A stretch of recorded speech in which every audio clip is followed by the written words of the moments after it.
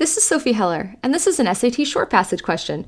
This question is asking us the author's attitude towards the film You've Got Mail. So this is probably the most counterproductive SAT advice I'll give you, but if you haven't seen this movie, you should see it. It's a really cheesy movie with Meg Ryan and Tom Hanks, and it will make me feel old because it's about the beginning of email. Anywho, let's look at the actual passage. So we want to look and we want to see what the author's attitude is.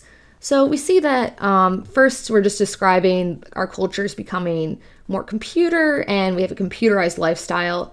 And then we have characters in film and television are interacting via email and chat. I know, so retro. And we have on-screen computers. We're not just science fiction. They're in popular romantic comedies like You've Got Mail.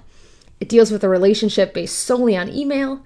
And ironically, only 10 years later, this technology already seems archaic, which means it already seems just outdated and old.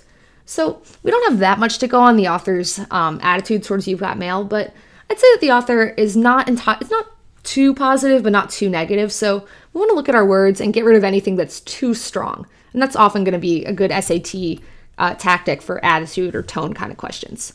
So choice A, rapturous. So yeah, some people really love rom-coms, but I don't think this author is rapturous or just incredibly delighted about You've Got Mail. That's not very good. Impassive. So doesn't really care.